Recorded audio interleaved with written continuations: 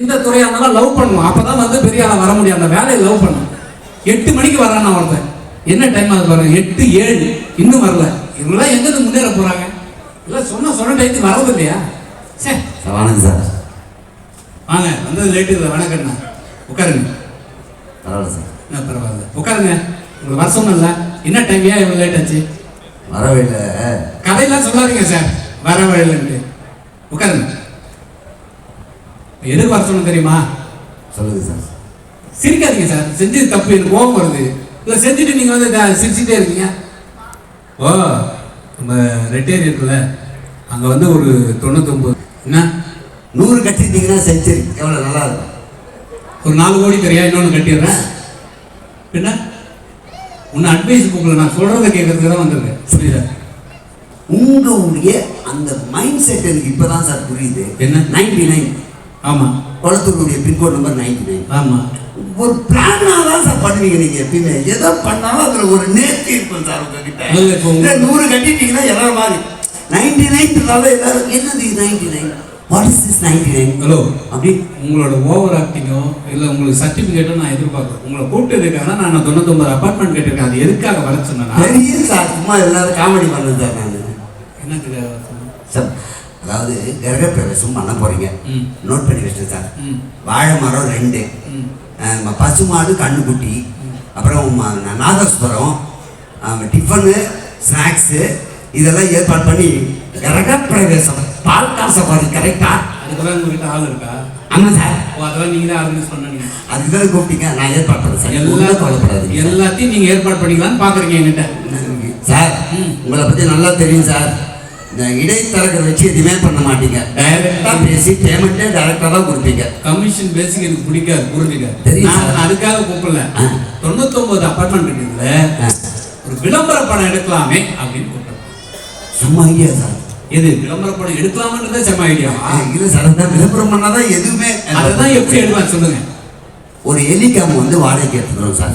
சரி, எடுத்துக்கிட்டு அந்த 99 மேலே இருக்கு எடுக்கிறோம்.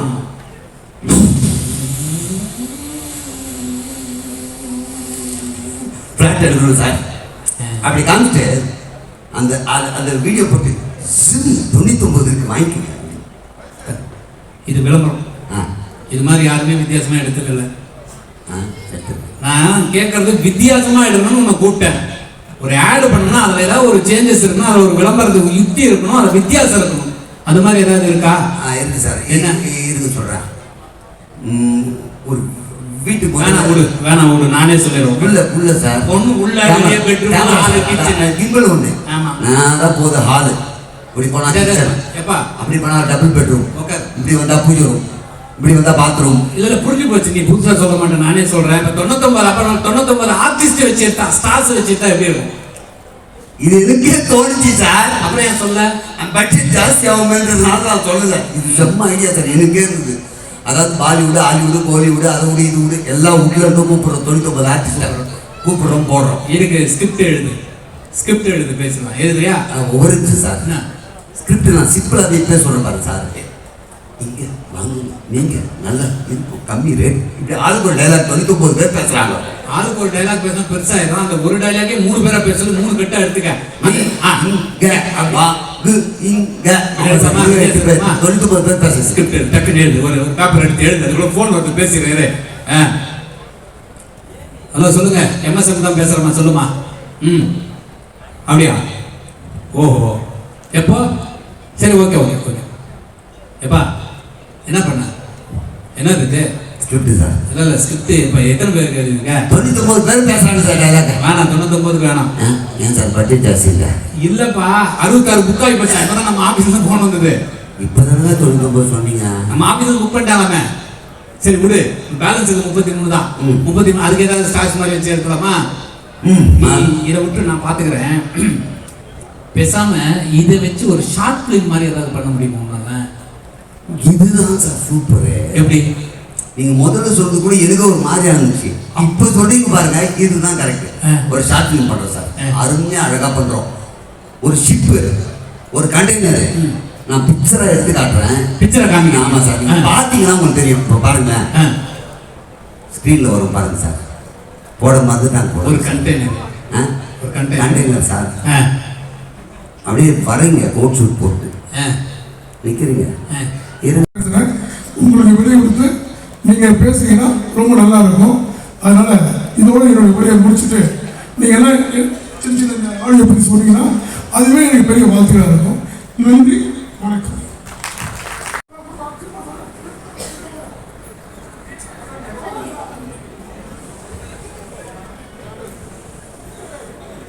அரங்கம் நிறைந்த கைத்தட்டல்களுடன் 9966 படத்துடைய இசைத்தட்டை மேடையில் இருக்கக்கூடிய சிறப்பு விருந்தினர்கள் அனைவரும் இணைந்து வெளியிட்டு மகிழ்கிறார்கள்.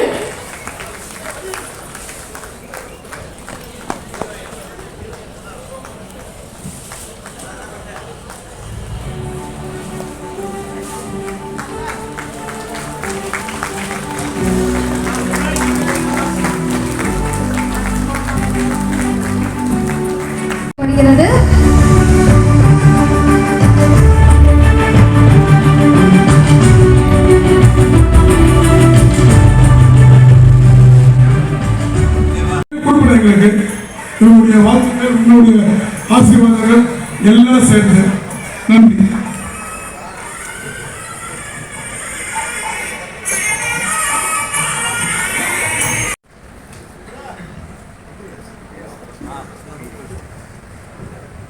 Thank you sir, thank you so much.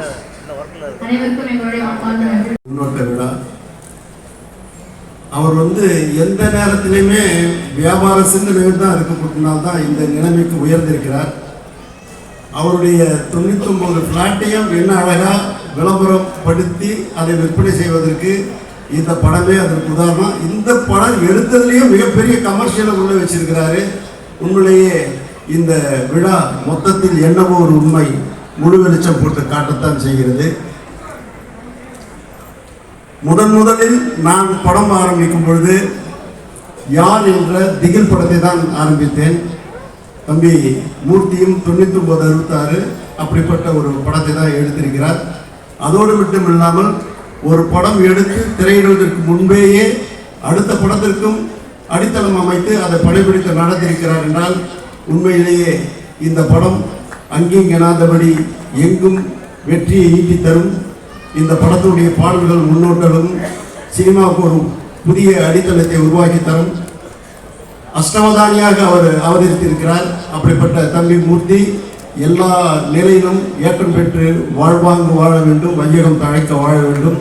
அவருடைய துணை திருமதி மூர்த்தி அவர்கள் இன்றைய பிறந்த நாள். அது என்றும் நல்ல நாளாக அமைந்திடும். தேக பலம் ஆதிபலம் கொண்டு பல்லாயிரம் பிழை கண்டு தம்பதிகள் வாழ வாழ வாழ்க என்று வாழ்த்தி விடைபெறுகிறேன். நன்றி, வணக்கம். அகர என்று ஆரம்பித்தான், முடிவிலே உலகு என்று வைத்தான். இன்று எல்லோரும் உள்ளத்தையும் அன்பால் கவர்ந்த மூர்த்தி அவர்கள் அகர என்று முதல் படத்தை எடுத்திருக்கிறார்கள். அது உலக அளவிலே இன்றைக்கு எவ்வாறு வார்னர் பிரதர்ஸ் நெட்ஃப்ளிக்ஸ்க்கு தன்னை கொடுத்து உலகத்திலேயே பெரிய படைப்படையாக மாறப்போகின்றதோ அதுபோல எனது அருமை நண்பர் மூர்த்தி மாறுவார் என்பதிலே எந்த விதமான ஐயமும் இல்லை. நெல்லை மாவட்டத்திலே ஒரு சொலவடை உண்டு. அவருக்கு பரபரப்பாக எடிட் பண்ணியிருக்காரு, வெட்டுன்னு வெட்டியிருக்காரு. ஆமாம், நம்ம இடுப்பு சுருக்கிற மாதிரி வெட்டியிருக்காரு. அற்புதமான இதையெல்லாம் மீறி ஒரு பில்டர் எப்படி டைரக்ட் பண்ணியிருக்காருன்னு முழு படத்தையும் நம்ம பார்க்கணும்னா ஆர்வத்தை தூண்டும். ஆக அந்த ஆர்வத்தை தூண்டும் அளவுக்கு நிச்சயமாக உங்களுக்கு இந்த திரைப்படம் மிகப்பெரிய வெற்றியை தரும் என்ற நம்பிக்கை எனக்கு இருக்குது. அந்த அமானுஷ்ய சக்தி என்கிட்ட சொல்லுது. இன்று ஏற்கனவே வழிநகர் சொல்லிட்டாங்க. இப்போ தன்னுடைய துணைவியாரை கூப்பிட்டு ஒரு கேட்க விட்டு ஒரு சென்டிமெண்ட்டாக அப்படின்னு. உங்களுக்கு இன்னொரு ரகசியத்தை சொல்கிறேன். எனக்கு ஒரு அமானுஷ்ய சக்தி வந்திருக்கோம். அது என்ன சொல்லுதுன்னா, ஒரு ஒய்ஃபோட பர்த்டே என்னைக்கோ அன்றைக்கி தான் இதெல்லாம் செய்யணும்னு அவர் ஐடியா பண்ணிட்டார். கரெக்ட் தானே? தன்னுடைய துணைவியார் நம்ம எவ்வளவு கொடுமைப்படுத்தினாலும் எவ்வளவு நேரம் கேட்ட நேரத்தில் வீட்டுக்கு போனாலும் என்னென்ன ஃபினான்சியல் டார்ச்சர்ஸு நான் அனுபவிக்கிறத அவங்க பார்த்தாலும், நான் நிம்மதி இல்லாமல் சுற்றுறதையெல்லாம் பார்த்தாலும் ஒரு நாளாவது என் மனைவியை அனைவருக்கும் வணக்கம். நான் ஆடியன்ஸ் கொஞ்சம் லைட் போட்டால் நல்லா இருக்கும். ஏன்னா நீங்கள் கோபத்தில் உட்காந்துருக்கீங்களா, சந்தோஷத்தில் உட்காந்துருக்கீங்களா, இல்லை எல்லோரும் எந்திரிச்சு போய் நாங்கள் மட்டும் பேசிக்கிட்டு இருக்கோமா? லைட் இல்லைங்களா? கொஞ்சம் போடுங்க சாமி. ஏன்னா ஆளுகளை பார்த்து பேசி பழக்கப்பட்டவங்க நாங்கள். அப்பாடி ஒன்றும் இருக்குதா, எவ்வளோ நல்லா இருக்குது.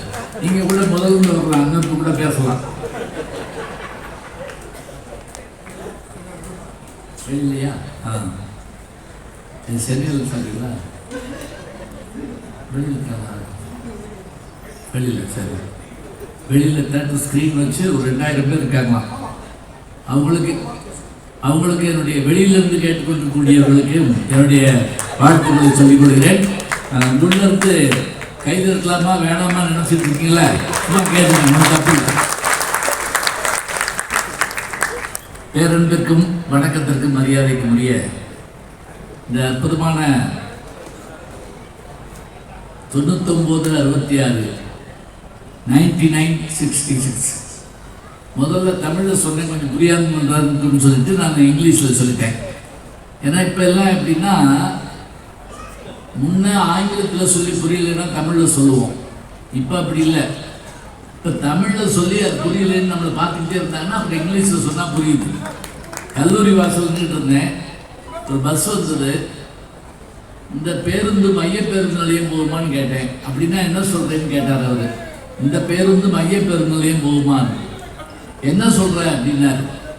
இந்த பஸ்ஸு பஸ் ஸ்டாண்டு போகுமான்னு. அப்படி தமிழில் எடுத்துள்ள வேண்டியதானே அப்படின்னாரு. அப்போ பேருந்து மைய பேருந்து புரியலை. அருமையான இந்த கேசட் வெளியீட்டு விழா, அது மட்டுமல்ல இசை வெளியீட்டு விழா, அடுத்த படத்திற்கான தொடக்க விழா, வணக்கத்திற்குரிய எம்என் மூர்த்தி அவர்களுடைய துணைவியாருடைய பிறந்தநாள் விழா.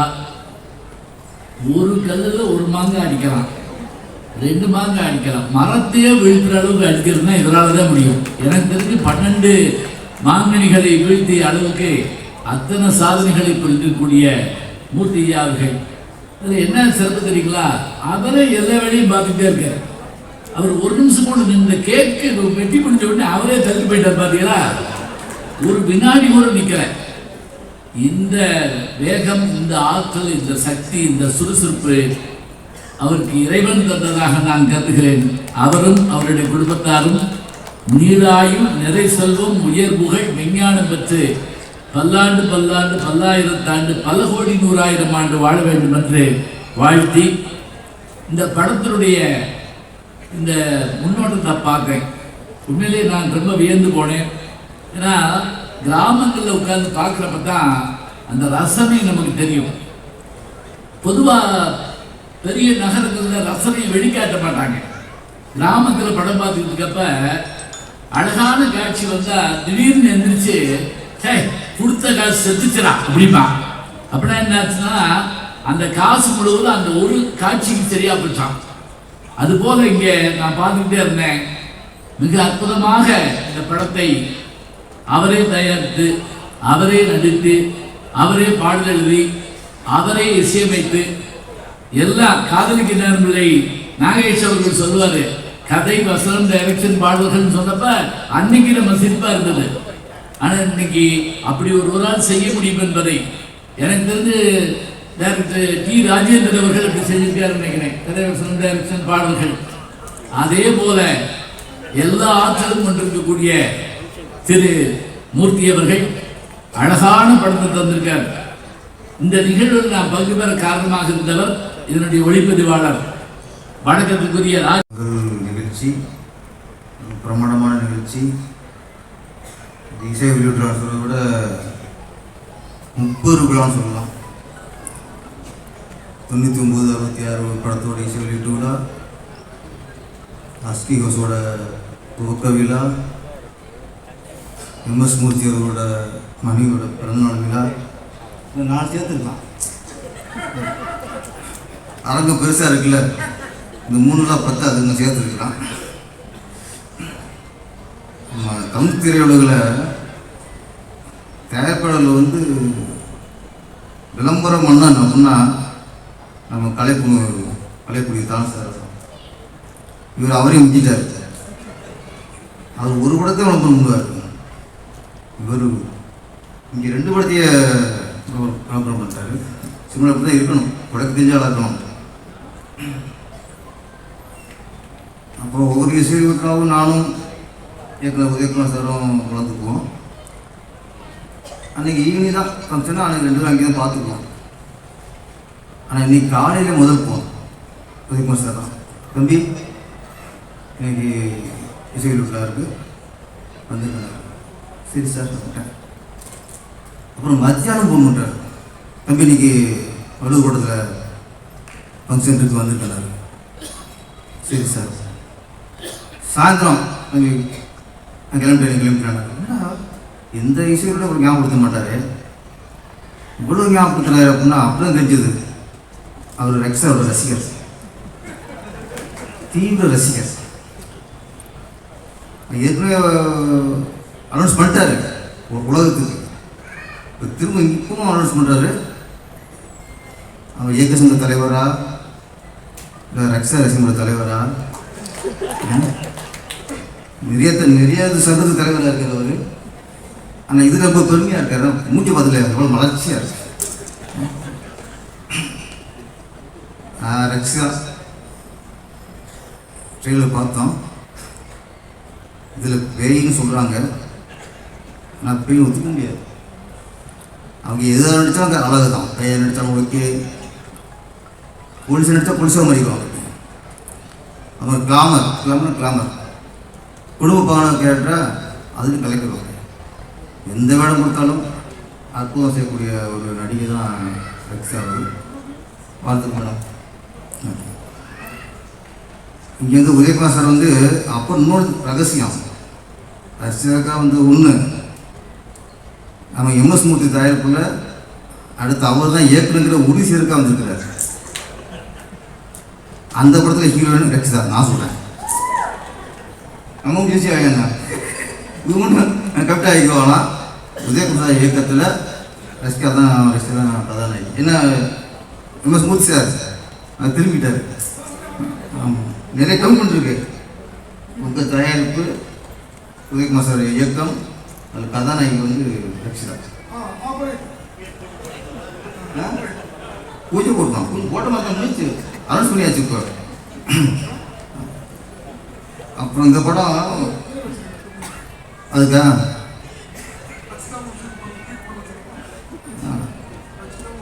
ரக்ஷா குமார் உங்க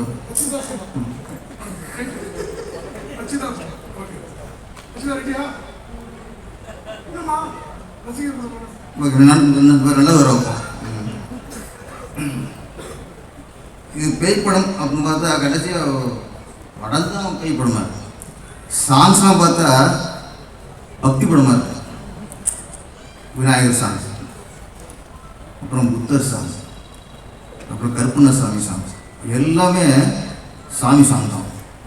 அப்போ ஒரு பக்தி படம் பார்த்த நமக்கு பரவசம் தான் வந்தது தவிர ஒரு பேப்பர் ட்ரெயிலர் பார்த்த பயம் இங்கே வரல. அது 3 சாங்கும் எனர்ஜி. அந்த புள்ளியார் சாங் வந்து ஸ்ரீதர் மாஸ்டர் கலெக்டர் சாங் 6 8 வரைக்கும் அவ்வளோ எனர்ஜி. அப்புறம் கருப்பண்ணசாமி நம்ம எம்எஸ் மூர்த்தி ஐயா, அந்த கருப்பண்ணசாமி வர கருப்பா பூசுறாரு அவர் தான். கீழே போடணும் எம்எஸ் மூர்த்தியும் போடும் தெரியும் போட அவர் அந்த சாங்கு கிடைக்கும். அப்புறம் புத்தர் நம்ம ஞானசுந்தர குறிப்பிட்டாரு புத்தர் சாங்ஸ். அப்போ நம்மளுக்கு பிள்ளையார் சாங்கை பார்க்கும்போது ஒரு பரவசம், கருப்பண்ணசாமி சாங்கை பார்க்கும்போது அது வேறு மாதிரி நமக்கு அருள் வரும் அப்படி வரும். ஆனால் புத்தர் சாங்கு கேட்கும்போது நமக்குள்ள ஒரு அமைதி, நமக்கு ஒரு நிம்மதி. இன்னைக்கு வேறு என்ன ஒன்று பண்ணுது. சமீபத்தில் புத்தரை பற்றி எந்த படத்துலையும் யாரும் சொன்னதில்லை. புத்தரை பற்றி சாமியாரும் வச்சதில்லை. நான் கடைசியாக எனக்கு ஞாபகம் உலகிட்டு வரல, அந்த புத்தர் கோயிலில் எம்ஜிஆரும் நம்பியை சண்டை விடுவாங்க. அப்படி எம்ஜிஆர் வெளியே வந்துடுவாங்க. ஆனால் ரொம்ப நாளைக்கு அப்புறம் ஒரு புத்தரை பற்றி ஒரு விஷயம் இந்த படத்தில் சிறப்பு. ஏன்னா நம்ம நாள் நிறைய சிறையை கடத்திருக்காங்க, ஆனால் ஒரு மதத்தையே கடத்துனாங்கன்னா அது புத்த மதம் தான். மதத்தை கடத்துறாங்க. புத்தர் நம்ம இந்தியர், நம்ம இந்திய மண்ணில் பிறந்தவர், நம்ம இந்திய மண்ணில் ஞானம் பெற்றவர். ஆனால் இன்னைக்கு இந்தியாவை தவிர மற்ற எல்லா நாட்டிலையும் புத்த கோயில் இருக்கு. புத்த மதத்துக்கு ஒரு வலிமை இருக்கு. நம்ம இழந்துட்டோம். ஒவ்வொரு சாமிக்கும் ஒரு பவர் இருக்கு. நம்ம சொல்லுவோம், கல்விக்கு ஒரு சாமி, வீரத்துக்கு ஒரு சாமி, செல்வத்துக்கு ஒரு சாமி, ஊரை காக்கிறதுக்கு ஒரு சாமி, அசுரர் அடிக்கிறதுக்கு ஒரு சாமி. இப்படி நம்ம நிறைய சாமிகள் இருக்கு இந்து மதத்தில்.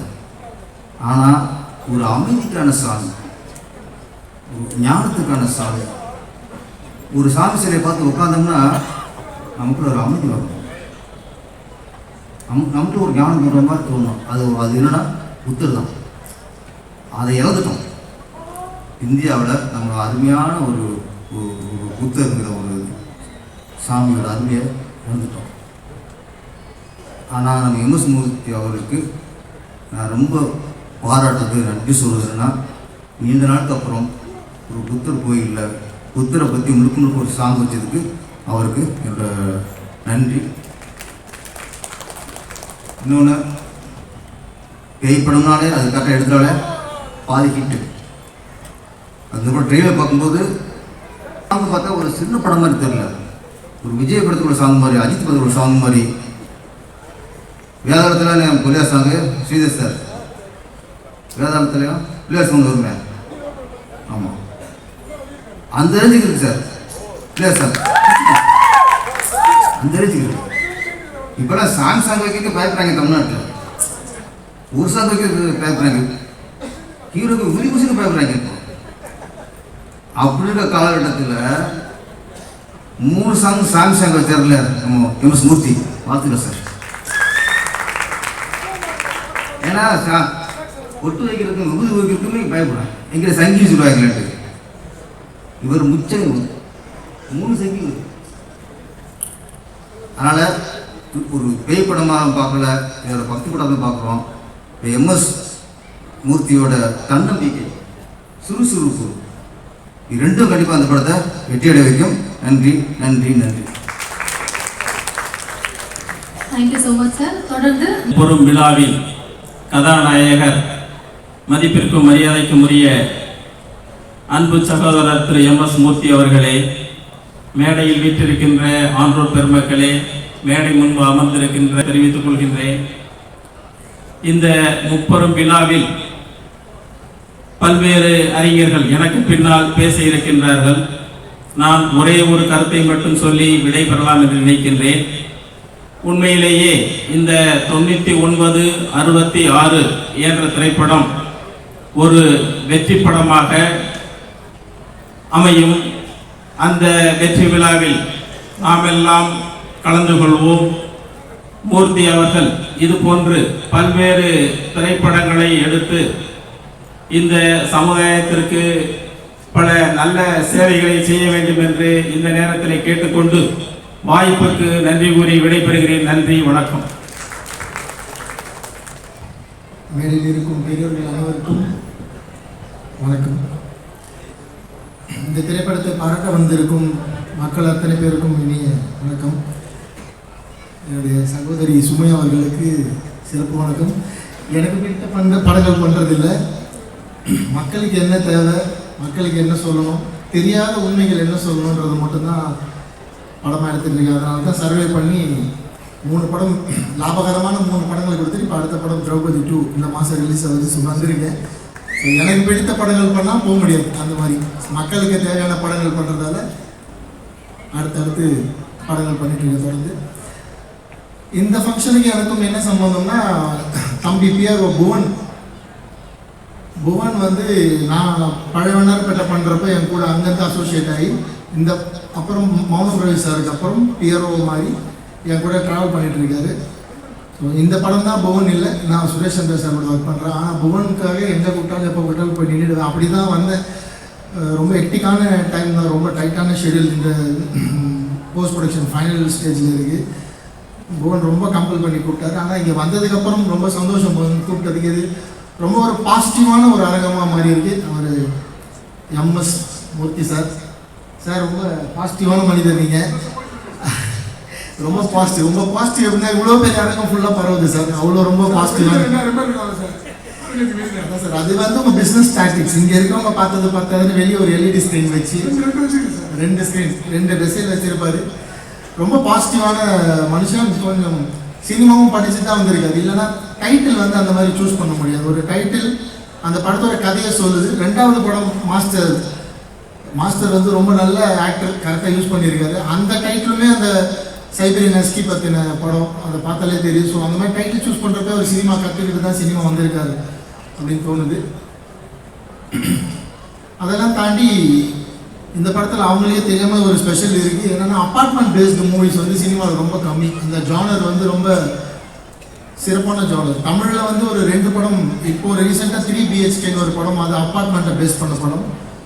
அண்ட் இதே மாதிரி த்ரில்லர் ஜானர், ஹாரர் ஜானர்ல இன்னொரு படம் வந்திருக்கு. அது 13B மாதவன் சார் நடிச்சு. அது ரொம்ப பெரிய ஹிட் பேன் இந்தியா லெவலில். அண்ட் இந்தியா லெவலில் ட்ராப்னு ஒரு படம் வந்திருக்கு. அதுவுமே இந்தியா லெவலில் ரொம்ப பெரிய பேசப்பட்ட ஒரு apartment based movie. And life in Metro அப்படின்னு ஒரு படம் வந்திருக்கு. இதில் ட்ராப்டும் 13Bயும் horror and thriller based apartment movie. So அந்த ஜானரில் வந்து படத்தை வந்து ஃபஸ்ட்டு கொண்டு வந்ததுக்கு மனமார்ந்த வாழ்த்துக்கள். ஏன்னா அப்பார்ட்மெண்ட் பேஸ்ட் ஜானருன்றது ரொம்ப செலக்டட் க்ரைட்டீரியாவில் தான் வந்திருக்கு படங்கள்.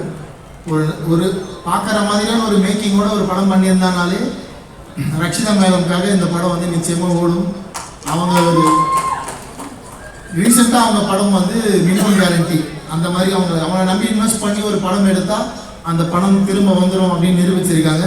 ஸோ அவங்கள நம்பி ஒரு அப்பார்ட்மெண்ட் பேஸ்டு ஒரு ஹாரர் த்ரில்லர் கண்டிப்பாக இந்த படம் வந்து லாபமாக தான் கொண்டு போய் சேர்க்கும். எல்லாமே கால்குலேட் பண்ணி வியாபாரமாகவே பண்ணியிருக்காரு எம்எஸ் மூர்த்தி சார். அண்ட் அடுத்த படம் எங்கள் இயக்குநர் சங்க தலைவருக்கு வந்து இங்கே அனௌன்ஸ் பண்ணியிருக்காரு. அண்ட் செயலாளர் தேர்தல் சங்கத்தை அனௌன்ஸ் பண்ணியிருக்காரு. ஆர்யோதிகுமார் சார் படத்துக்கு ஹீரோயின் அனௌன்ஸ் பண்ணிட்டாங்க சார். பேரண்ட்ஸ் சார் ரொம்ப நாளாக ஹீரோ நடிக்கணும்னு பேசிகிட்டு இருக்காங்க சார். ஹீரோவே லாக் பண்ணிட்டீங்க பேரண்ட்ஸ் சார். ரொம்ப சந்தோஷம். குடும்ப விழா மாதிரி நடந்திருக்கு. இது வந்து இப்போ எம்எஸ் மூர்த்தி சார் எங்கள் திரையுலகத்தில் ஒரு குடும்பம்